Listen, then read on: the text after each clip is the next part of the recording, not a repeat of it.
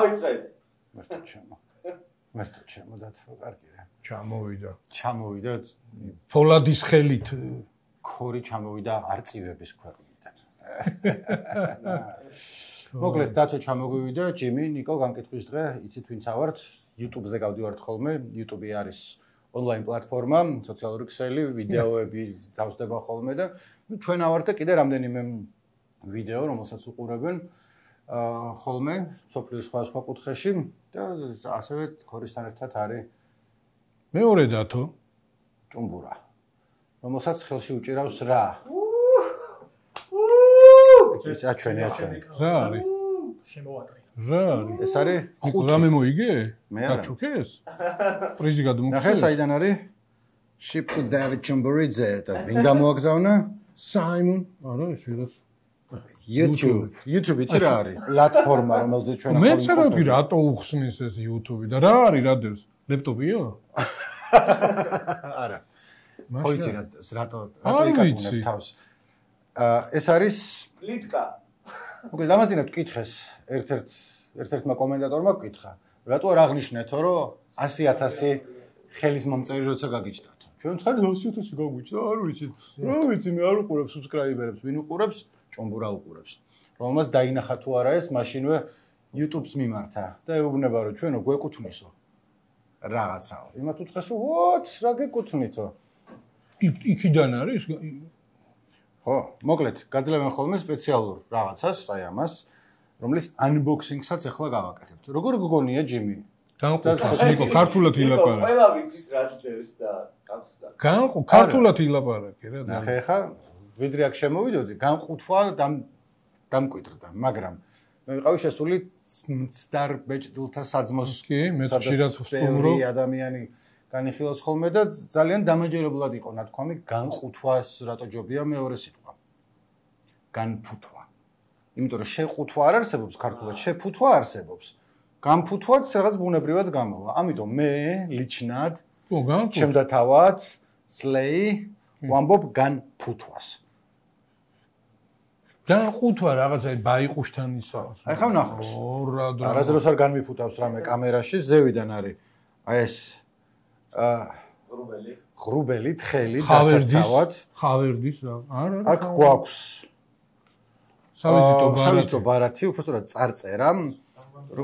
გილოცავთ თქვენს subscriber milestone, რა მაგარი რაღაცას მიაღწიეთო. და ესო შევხედეთ ამ ყველაფერსო, მაგრამ თუ გზაშიო დაზიანდაო, ან თუ შეკითხები გაგიჩნდათო, მეტის იმედი არ გქონდეთო? შემდეგ 200,000 აღარ არის ღირში. შემდეგი არის youtube.com-დან გამოგზავნილი წერილი. ნილ მოჰანი წერს, იცი ვინ არის? რა საკვირველია? ვინ არის ის YouTube-ის CEO, თავარი აღმასრულებელი დირექტორი. და ის გვეკითხება, გახსოვს შენი პირველი ხელის მომწერი? გახსოვს ჭუმბურ შენი? YouTube-ის არხივებს გავაკეთეთ. მე-1000? მოკლედ გააგრძელეთ ეს მუშაობაო და აი შეგაწუხა ხო ქორი?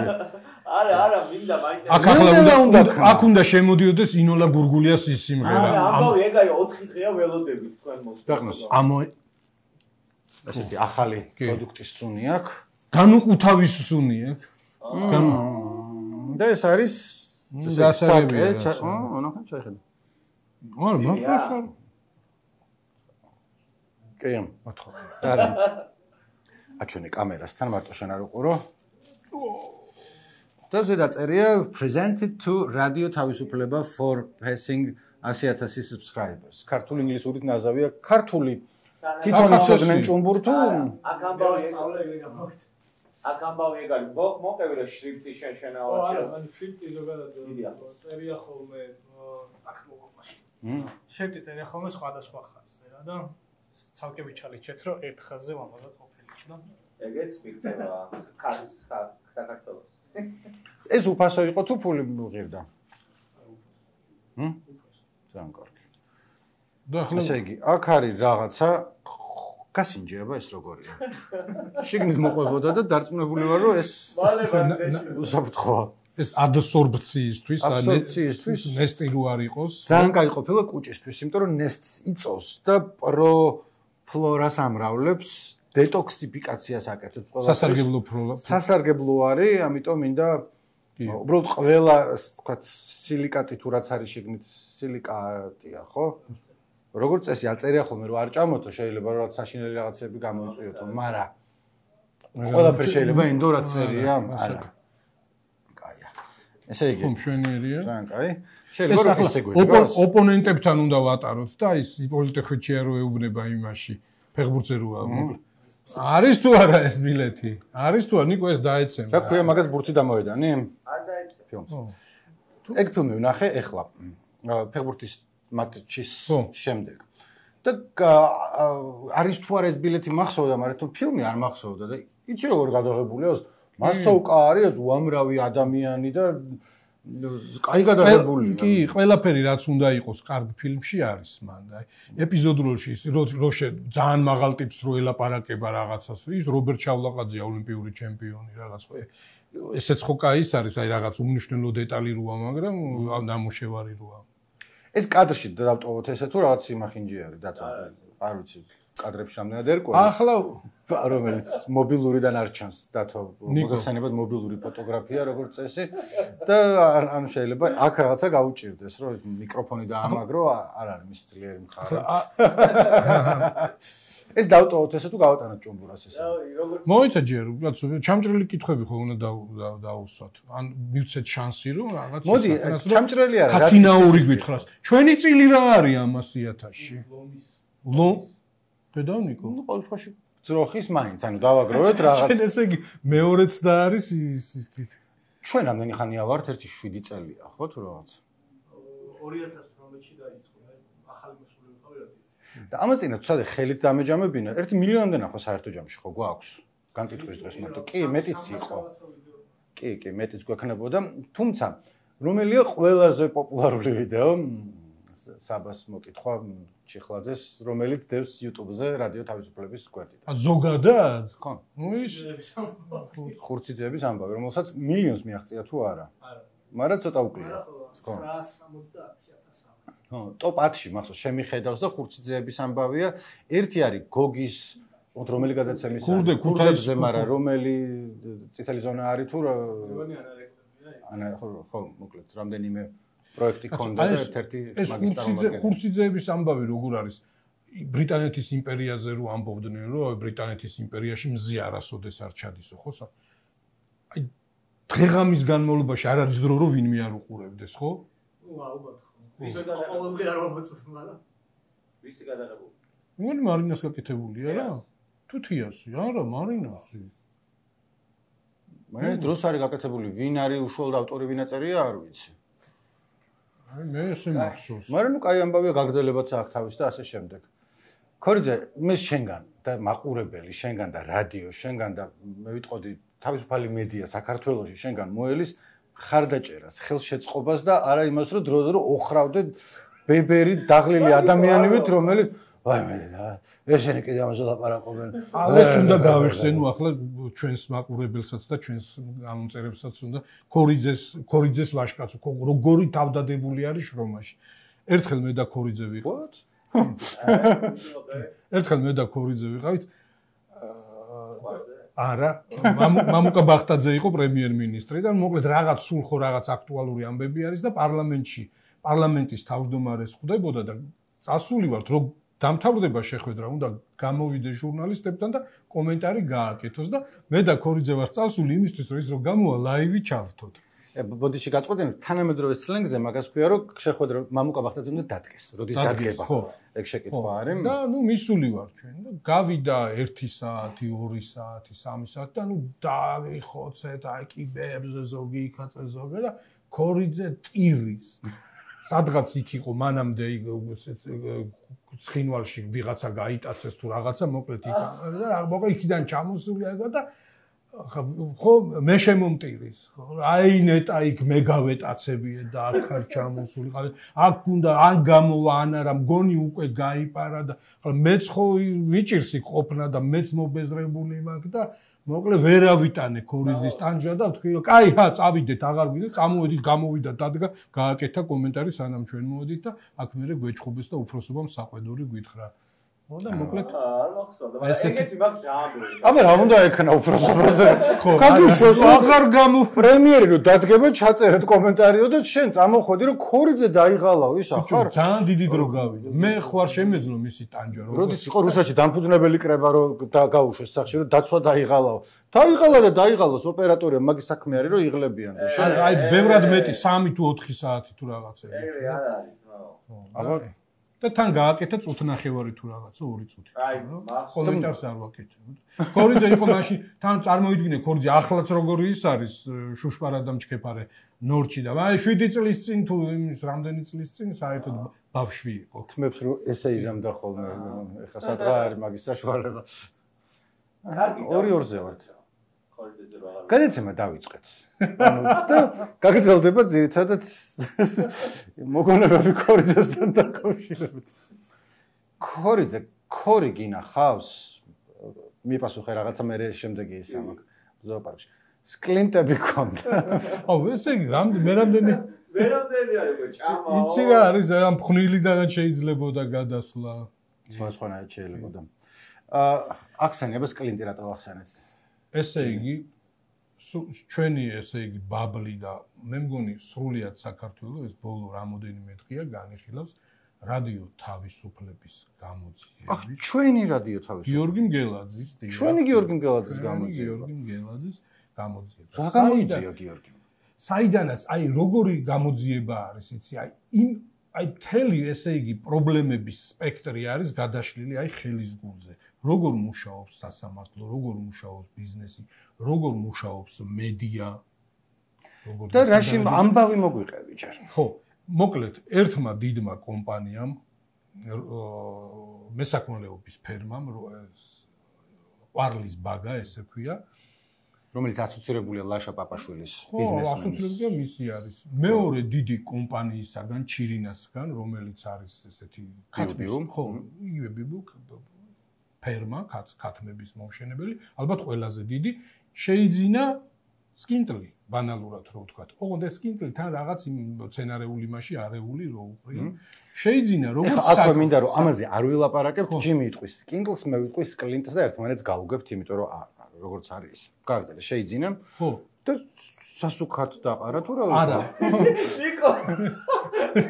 აი ნიკო, ვარსა საუკეთესო კაცი სახიობის როლი პოდკასტში გაჩვენ. როგორია პროფესიონალი? გამყიდველი ამბობს რომ მე გავყიდე როგორც სასუქი, ეს მყიდველი ამბობს მე ვიყიდე როგორც საკვები იმისთვის, ძროხებისთვის. რაღაც დროის მერე დააბრალეს ამ იმას, სკინტლს, სკლინტს, რომ მასში იყო ანტიბიოტიკი, ტეტრაციკლინი, რის გამოც საქონელს ამ რაღაც გარკვეული დაავადებების მიმართ რეზისტენტულობა გაიზარდა და მერე დაავადნენ და 200 სული საქონელი დაიხოცა. ხო, ამის გამო იჩივლა, ანუ რომ ამინაზღაურე ზარალი რაღაც იყო, ესე იგი, მილიონ რაღაც თანხაზე და სასამართლოში მიდიოდა დიდი ხნის განმავლობაში ეს. ხო, ამის შუაში კიდე ერთი ის იყო, რომ ძესყიდდა ეს. ძესყიდდა ამ საქონელის და ერთხელ სანტე იყო მგონი თუ ვინ იყო, უკან დაუბრუნა, უთხრა რა რომ ამაში რძეში ანტიბიოტიკებია, რაც არ უნდა იყოს და მაგას არ ჩავიბარებთ. ხო. სასამართლო იხილავს და იხილავს ამას. 3 წელი თუ მეტი იხილავდა, რუსთავის სასამართლო იხილავდა ამ პირდაპირ კავშირს, ხო? ნუ ხო, თან რა არის 2700 ტონა სკინტლი. აი, ბევრი სკინტლი. კილო 5 თეთრად. ხო, ესეთი ისა და ნუ მოკლედ ხო, იხილავდა და ნუ მოკლედ პირდაპირ ჯერ ერთი რომ პირდაპირი კავშირი არ დასტურდებოდა რომ სიტყვაზე აი ამ მის საკვების გამო დაიხოცა ეს საქონელი, ეს ერთი.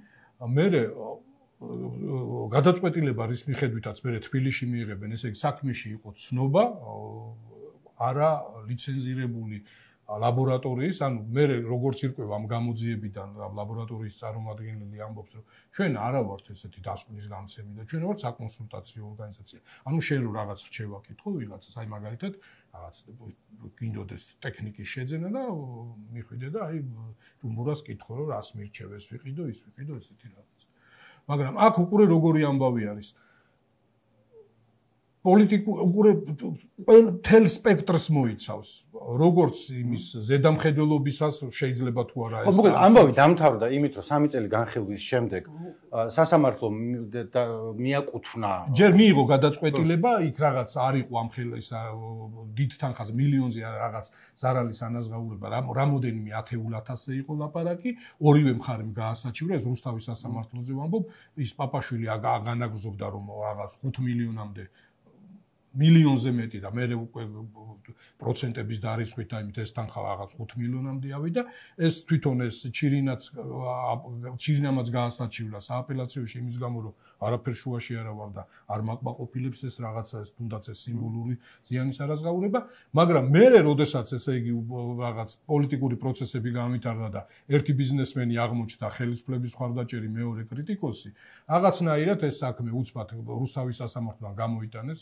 შეიტანეს აქ თბილისში და აქ რაღაც 6-7 თვეში ის რასაც წლების განმავლობაში განიხილავდნენ 6-7 თვეში აქ ასე რომ ვთქვათ მოყომარდა ეხლა ჩვენ ჯიმი მორისით მოგიყვათ დიდი გამოძიება არის ჭუმბურ მე თუ შეიძლება რომ დალინკოქვევით არის მაგის საშუალება ესე გავაკეთო აქ იქნება თუ მე სხვაგან თუ აქ არ იქნება საერთოდ მიიღეთ მოიხედეთ და სადღაცა იქნება ეს ტექსტიც არის და ვიდეოც არის ლაკონურად უფრო ჩაცებული აქცენტი არის თვითონ ამ გამოძიების სასამართლო ასპექტზე ანუ ბევრი სხვა ასპექტი გამოიკვეთა როგორც ჯიმი თქვა მაგრამ თავარ შეკითხვებს რომელზეც რავი ჩემთვის პასუხი გაცემულია მაგრამ მოდი ესე ვიტყვი რომ შეკითხვებს აჩენს ის თუ რამდენად სამართლიანი იყო სასამართლო იმიტომ რომ ერთმა მეორეს უჩივლა რომ შენის კლინტი რო ვიყიდე ნაკელად ძროხებს ვაჭამე და ძროხები მერე სულად გამიხდაო რაც ცოტა რაღაც არა ვარ იურისტი მაგრამ არ მესმის ეგა და მეორე ისევ ძალიან სერიოზული კითხვის ნიშნებია თუ რამდენად დასტურდება საერთოდ რომ კლინტის გამო გახდნენ ძროხები სულად ანტიბიოტიკი საიდან იყო მათთან იმიტომ რომ აქაც თუ წაიკითხავთ არის ძალიან ბევრი პრობლემა მაგასთან დაკავშირებით კიდე რა ასპექტები გამოიკვეთა ანუ არ მინდა რომ გიორგის ნაცვლად კიდე ჩვენ ვილაპარაკოთ იმას უკეთესად უწერია ჩვენზე და უფიქრია და ჩამოუყრია და თავარი არის ის რომ აი ეს დასკვნა რაზეც ეყრდნობა ხო ის დასკვნა არ არის ასე თქვა საფუძვლიანი და ის დასკვნა არის აეჭო და თვითონ ის ლაბორატორიაც რომელიც გასცემს ამ დასკვნას ხო ის ამჟამად ეს არ არის ის დასკვნა რომელთაც სასამართლოში უნდა იდაო და თუმცა ჯიმი როგორც მე მივხვდი მოგწონს დათო ანუ მაქვს ეს რაღაცა ეს არ იყო განხილვის მიზეზი ძირითადად ანუ ამბავი რაც ბაბლში მოყვა იყო არა სასამართლოს გადაწყვეტილება გაუგებარი არამედ სხვა რამ რა იყო ეს სხვა რამ აი ვაჭმე ნეხს გვაჭმევენ რაღაც ნეხს გვაჭმევენ ანუ 3 დღეა ყველა ლაპარაკობს იმაზე რომ რძე ვეღარ დაგვილებია თაგავენ რძის ლაბორატორიას აქ უკვე როგორი რაღაც არის ის სოფლის ნობაც და ანუ ეს რაც სახელები ვიცით და შეიძლება შპს გოგორი ზაბა ხო მაგრამ ის არის რომ ტეტრაციკლინზია ლაპარაკი და ის თვითონ ეს ხელი ამბავი და მოგაწოდე კი უკვე თვითონ ეს რძის კომპანიები აღწელებენ განცხადებებს ხო სოფლის ნობათის რძის 5 ნიმუშში აფლატოქსინ M1-ის გადაჭარბებული ოდენობა გამოვლინდა მოგიწოდებთ არ გამოიყენოთ სურსათის ეროვნული სააგენტო ანუ ეს არის ხოლმე მნიშვნელოვანი იმიტომ რომ რო სკროლავ Facebook-ზე უამრავი კარდი გვხვდება უამრავი რჩევა განცხადება რომელიც ზოგი არის თავის საქმის კარგი მცოდნე ზოგი არის ვინც დაგუგლა და ისე დაწერა რაღაცა ზოგი დაგუგლულიც არ არის უბრალოდ თავში რაც მოუვიდა ის დაწერა მოკლედ წყაროებს შეხედეთ ხოლმე თქვა აი ნახე როგორ მუშაობთ ნამდვილი ჟურნალისტები შევხედეთ წყაროს და ვინ განაცხადა სურსათის ეროვნულ სააგენტომ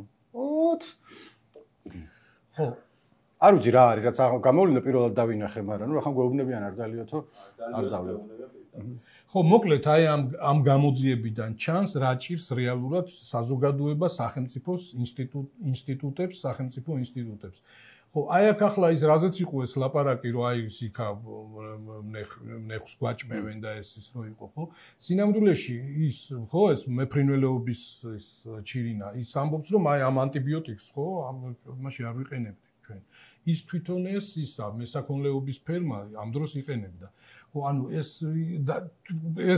ყველაზე ესეთი სენსაციური ამბავი რომ როგორ შეიძლება ეს ხათმის ისა სკლინტი თუ სკინტლი შენ რომელ საწვევი? მე სკლინტს ვამბობ, მაგრამ არ ვიცი სწორია თუ არა. სკინტლი.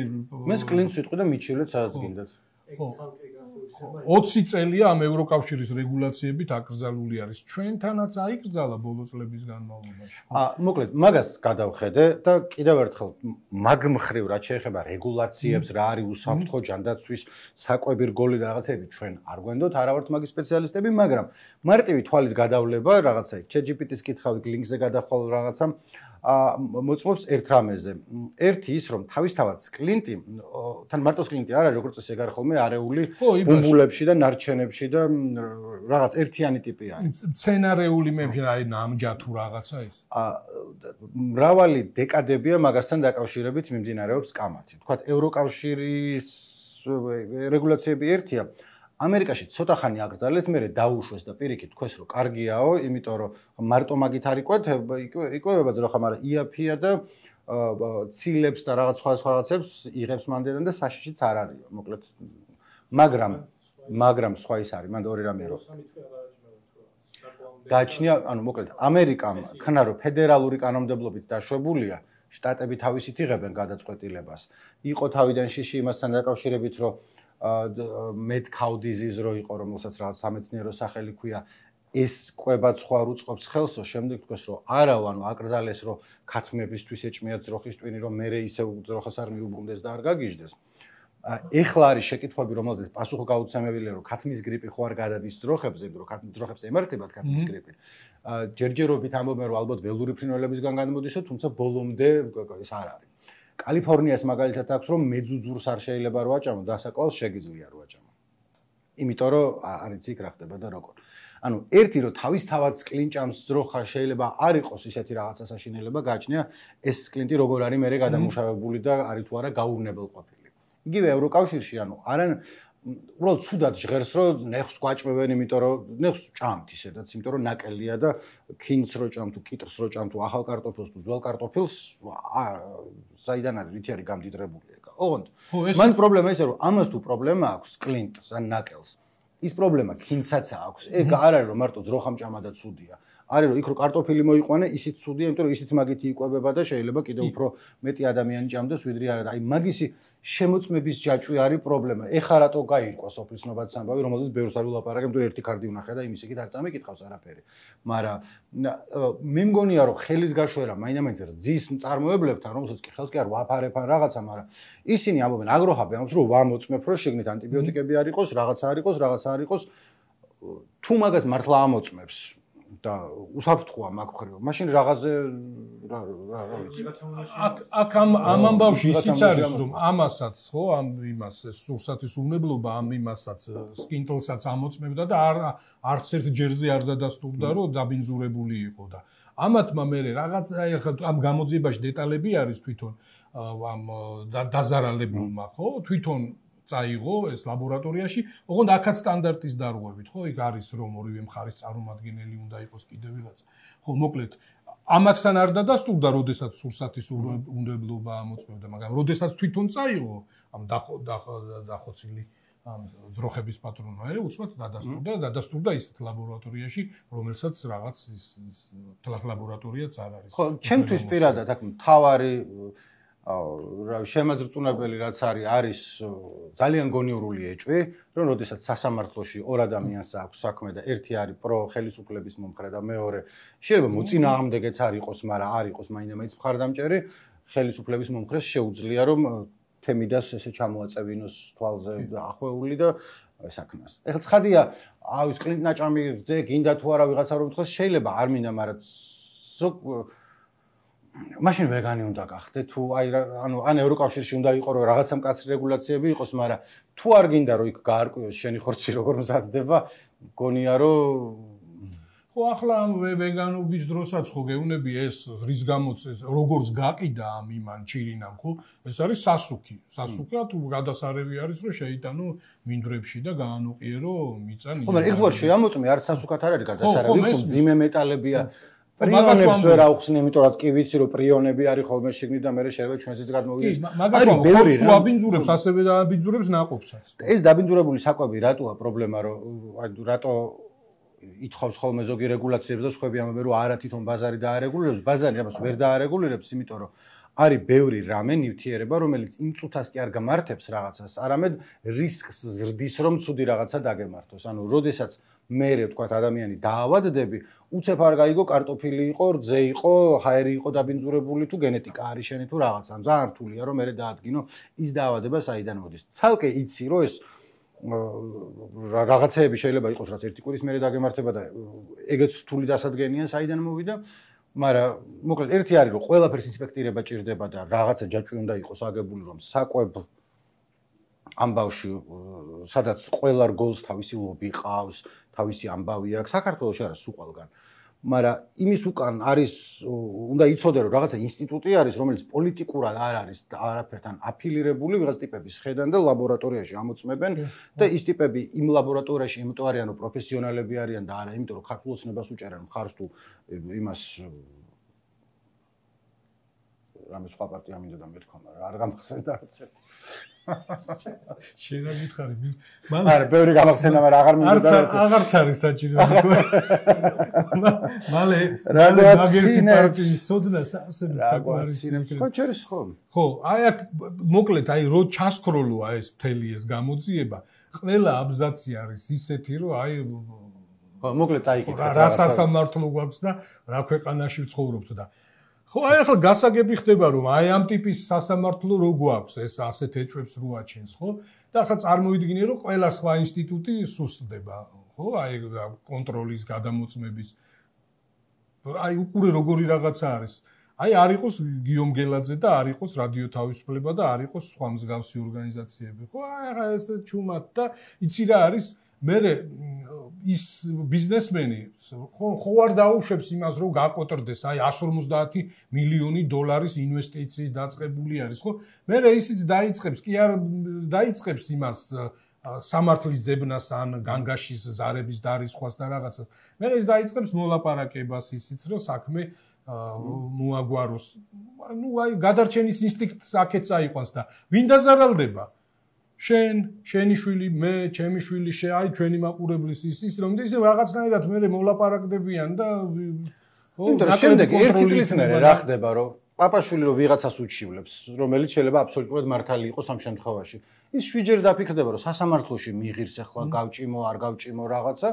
მოდი მივცემ რაც უნდა ამას. მე პაპაშვილი მოვიდა სხვა სასწავლის ჭკუას, რომ რაღაც უნდა იულოცო და იშრომო და ეგ არის მთავარი ცხოვრებაში და არა ის რომ ხანდახან შეიძლება ქართულ ოცნებას გაურიგდე და მე სასამართლო პროცესი მოიგო მყისიერად.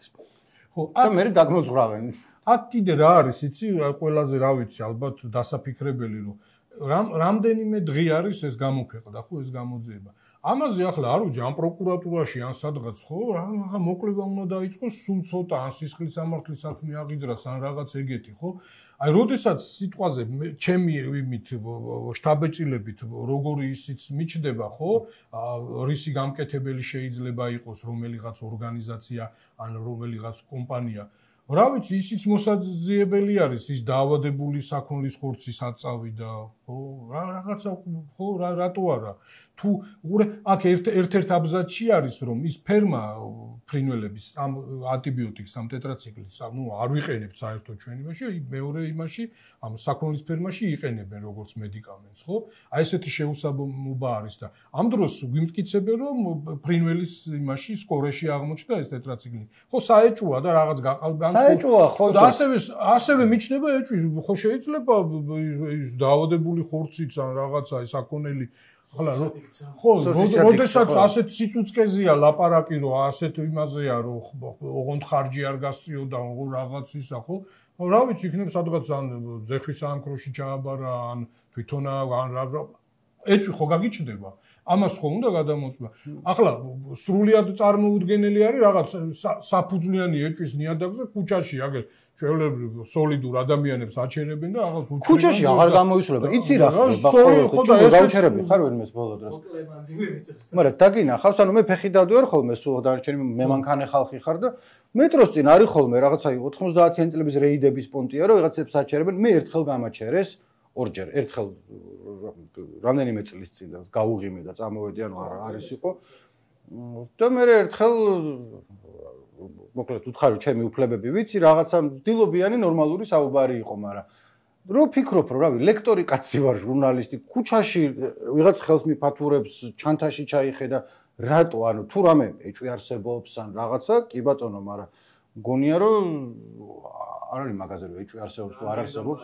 ძალიან რენდომარი, თან იმის ფონზე როცა იგებ, რომ ვიღაცამ, რომელზეც ამბობენ პოლიციელია, არ ვიცი, ძაღლს ტყვია დაახალა, იმიტომ რომ ბავშვს დაუყეფა, იქ ვიღაცა ჩაცხრილეს, იქ სხვა ვიღაცა ჩაცხრილეს, იქ დანა გაარჭეს სხვას და ამ დროს ესე ებრძვიან, რას ებრძვიან, არ ვიცი. იცი რა არის? ამით შენ დაგიწვეს, ხაი, იმ მომენტში, როდესაც ჩხრიკავდნენ, ყველაზე დაცული ადამიანი იყავი თბილისში, ჩხრეკდნენ. რისგან ვიყავი დაცული? აი, ვიღაც ხო შეიძლება გამოვარდეს იარაღიანი და გეტაკოს და ამ დროში პოლიციელების ხელში ხარ. იცი რა, რამდენიმე კადრი ვნახე, როცა პოლიციელების ხელში ტიპი იყო და ეტაკნენ და თავყმა გაუერთიანეს და ისინი გადავეცი ამბობდნენ. ო, გცემ ეს რა?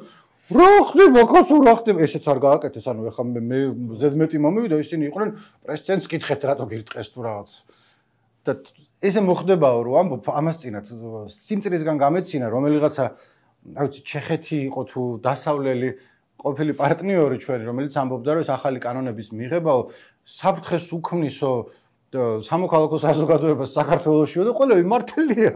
საფრთხეს უქმნის, დანას რო გირტყამ საფრთხეს უქმნის შენ ჯარდო, მაგიტო იღებენ, ანუ მაგიტო იღებენ შემიძლია მამაღლა და თავწეულოდ თქვენ რომ ამბობენ მაგიტო ვიღებთ, ანუ ის არ არის რომ რაღაც არა ეს უკეთესი არის სამოქალაქოს ამბობენ რომ არა deep state-ი არის სინამდვილეში, ეს დაიმარხება, გვექნება მთავრობა მიცემს ვიღაც არასამთავრობოებს ფულს და მე არჩევნები ჩატარდება, სადაც მიიღებენ ისა მონაწილეობას მხოლოდ დაშვებული პოლიტიკური პარტიები და მე გირჩის წარმომადგენლები ჩვენ დაგვაგინებენ რომ ისახართო ვოუქ მემარცხენეები როცა ბიულეტენზე იქნება მათი სახელი ქართულ ოცნებასთან ერთად და საქმეს ვაკეთებთო იტყვიან. ანუ არ იქნება ეგრე თუ რა რაღაც. ხო არა, კი. ნო. ეს კომისია რომელიც კაი, თქვი კომისიას და დავწერე. სასაცილო ის იყო რომ გადასვლაზე იყო. ხო, არა, მაგისკენ უკაკუნებს ახლა ხო ბოლოს მოცელენ და ასკვნას რომ აი კანონები ისეთი მიიღეს რომ აღარც კომისია დაჭირდებათ, არც არაფერი, რაღაც მოვლენ და იტყვია რომ თქვენ წამოდით, შენ მამალო გამომყევი ნელას, კლინტი მან დატოვე, პაპაშულმა ძროხას უნდა აჭამოს და ნახოთ, აბა ეხა იცი რა არის ბოლო დროს TBC ბანკმა წაიღო ტვინი. დღეში მომდის 7 ნოტიფიკაცია აპლიკაციიდან, აქამდე არ შვებოდნენ ხოლმე. მეც დავაკვირდი. რა თვის ბოლო იყო თუ არ ვიცი რა იყო. დღეში რამდენიმე მოდიოდა და არ მინდა რომ ისავქნა გავაკრო მთლიან ხანდახან. ან კაი შეთავაზება შეიძლება გქონდეთ ან რაღაცა, მაგრამ ეხა სპამივით მოდის. ხანდახან გამოვაგზავნეთ თუ შეიძლება. არ არის საჭირო დღეში. ნიკო, რო დაგიბარო წულუკიანის სკოლა. მიხვა? არც ვადასტურებ და არც უარყოფ არაფერს. ჩვენი წინა კომენტარები, რომელიც პირველ რიგში კიდევ ერთხელ მადლობა იმ ადამიანებს, ვინც წვლილი შეიტანა აი ამის მოპოვებაში. ამასთან გეძინა ხამე, ჭონგორ, ხო ის ბავშვი რო ხარ და რაღაც ახალს რომ მოგცემენ და ერთხელ ჩემი პირველი აუდიო კასეტა მახსოვს, რომელიც ვიყიდე.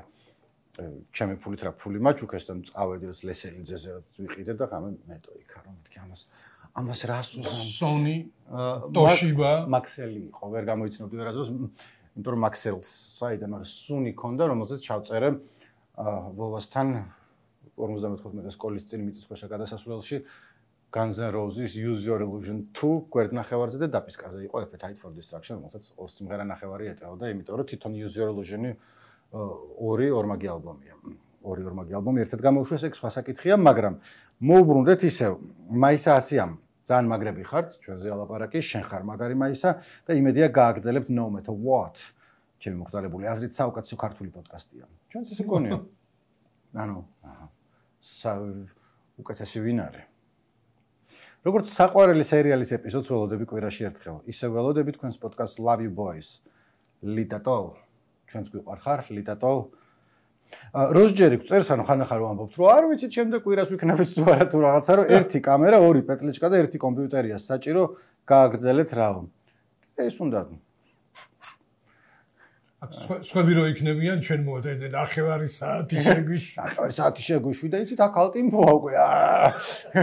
ჩვენი წინა ოფისი სადაც იყო? ჭუმური იყავი წინა ოფისში ჩვენთან? წინის წინაზე, კინოსახლში. ხო. ალტიმფო არა ნიკო. ნუ ობიექტივი იყო, რომელიც არ შედარება უკეთესი იყო ალტიმფოზე, მაგრამ შემდეგ იქ გადმოვიდნენ.